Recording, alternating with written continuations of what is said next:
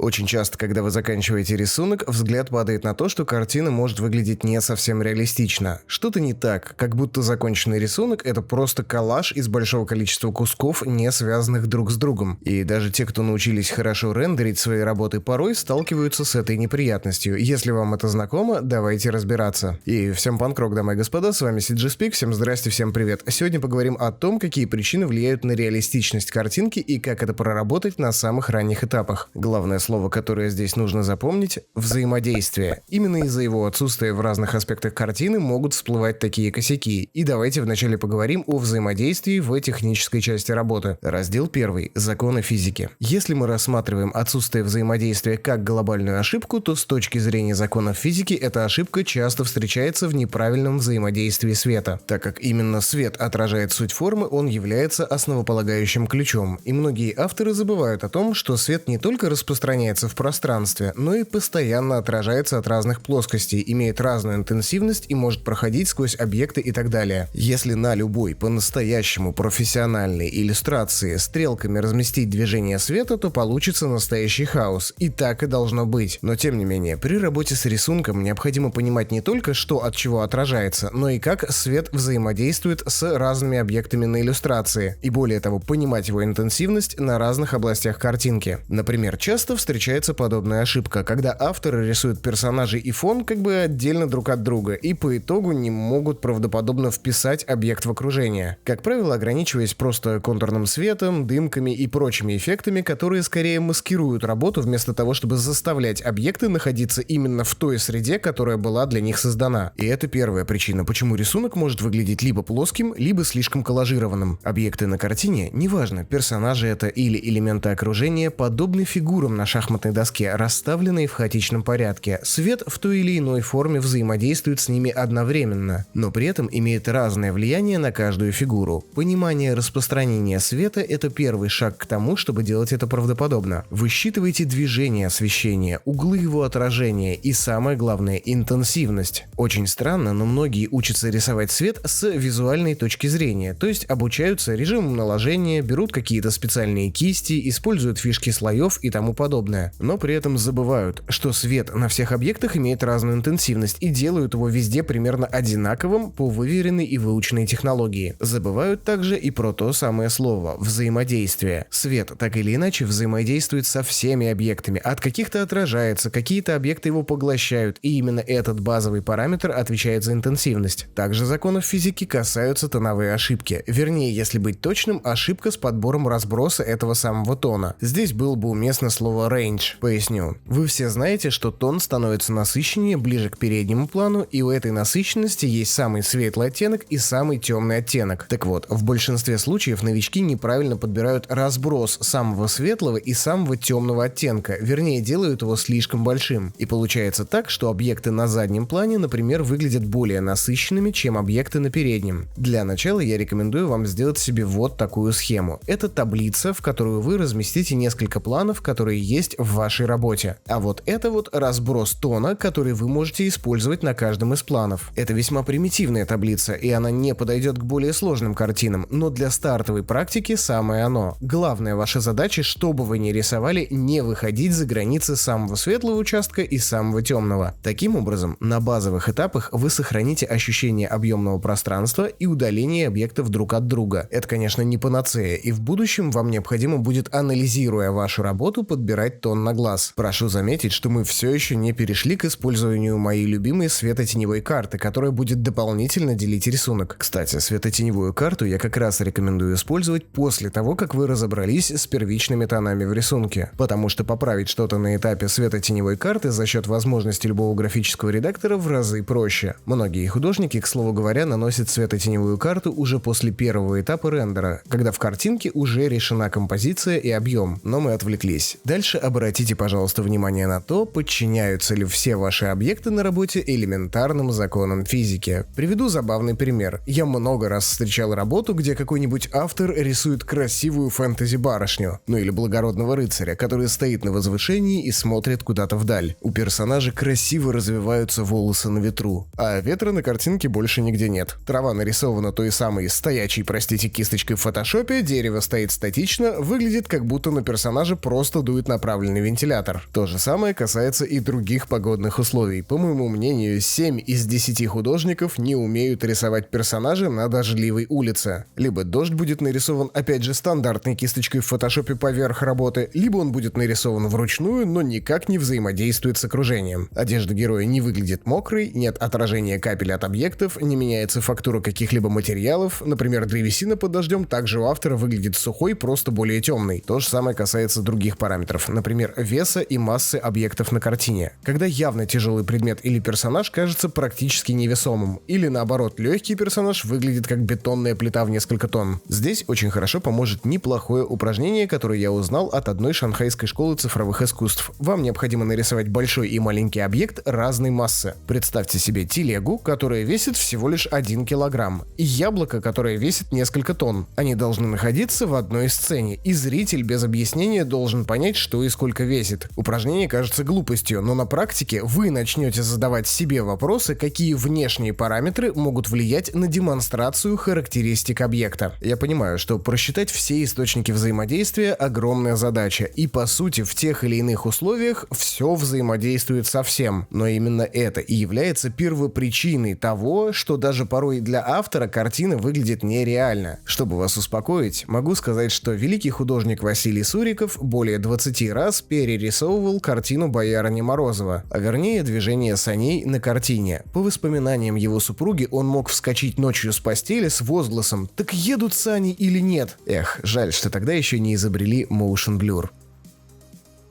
Если ты мечтаешь рисовать арт, который сразу попадет в какую-то компьютерную игру и его будут видеть тысячи человек, то студия Графит, которая подарила нам великолепный фестиваль «Артиллерия», приглашает тебя на курс «Художник игровых интерфейсов». На курсе вы поэтапно разберете создание интерфейса, а также узнаете, как работать с референсами и зачем играть UI-художнику. Узнаете все на тему прототипов и дизайна и разберетесь, что такое UI-кит и для чего он необходим. В результате вы получите оформленный UI-проект в виде карточной игры с логотипом, пропсами, иконками и окнами. Всего на курсе 16 занятий. Получаете качественное видео, смотрите, потом общаетесь и закрепляете знания и исправляете ошибки. Опираясь на материалы, выполняете практические работы с проверкой от преподавателя. Плюс для студентов доступен чат в Discord, где вы можете задавать любые вопросы по работам, плюс доступ к лекциям на год, а также бонусы для выпускников. Референсы от Графит на выбор бесплатно, а для лучших студентов индивидуальные разборы работ и консультации от арт-директоров Графит. Записывайся на курс по нашей ссылочке в описании. Приятного тебе обучения! Теперь поговорим о взаимодействии объектов между собой и взаимодействии персонажей. Если взаимодействие персонажа со средой мы уже немножко разобрали, то сейчас будем говорить о взаимодействии персонаж плюс персонаж. Кстати, еще одна мысль на тему персонажа и среды. Смотрите, вы же сами видели эти сотни десятков героев, которые просто стоят в пафосной позе, а вокруг них кипит жизнь. Подобрал интересную аналогию. Это почти как супергеройское приземление в Marvel. Выглядит эффектно, но максимально непрактично. Теперь о взаимодействии персонажей. Абсолютно каждому художнику, даже если вы рисуете концепт-арт, я бы порекомендовал ознакомиться с азами анимации. Но серьезно, как часто вы видите сцену, где два героя разговаривают друг с другом, но при этом оба стоят в каменных позах, и у одного персонажа просто открыт рот. Выглядит так, как будто у них под кожей вообще нет никаких мышц, которые отвечают за движение лица. Здесь помогут понятия, о которых мы уже рассказывали. Линия действия, линия движения. Это базовое понятие из анимации, которое отвечает за динамику и движение персонажей в картине, основанное на некотором преувеличении или гипертрофировании движений из жизни. Естественно, чем выше стилизация и гротеск, тем более гипертрофированной будет эта самая линия действия или линия движения. Особенно ярко это заметно в ранних мультфильмах 40-х, 50-х годов, которые выпускала Hanna-Barbera Production а-ля Том и Джерри. Разумеется, это есть и в Диснее, и в других примерах классической анимации. Просто движения таких героев, как Том и Джерри, являются наиболее жирным экземпляром. Вообще, на определенном этапе, чтобы не запутаться, я рекомендую вам составить себе некий чек-лист действий, которые нужно проверять в работе и которые нужно просчитывать заранее, до того, как вы начинаете садиться за изображение какого-либо сюжета. Взаимодействие героев — это сама по себе сложная штука. Если где-то накосячить, то это будет выглядеть как актерская игра Александра Невского. Хотя о чем я говорю, Александр Невский прекрасен. Но из этой ситуации с взаимодействием легко выйти. Я готов предложить вам весьма необычные наброски. Введите в поисковике YouTube или любого другого удобного вам сервиса пробы в театральном театральное училище или выпускной театральный экзамен. Там вы увидите огромный диапазон эмоций. Во-первых, вы сможете отличить плохую игру от хорошей. Во-вторых, так как театр — это все-таки гипертрофированное действие, то вы сможете замерить тот уровень эмоций, который должен быть у вас на картине. И спустя каких-то 100-150 набросков вы не только научитесь изображать эмоции достоверно, но и в отличие от статичных референсов, вы сможете просчитывать то самое движение и взаимодействие между персонажами.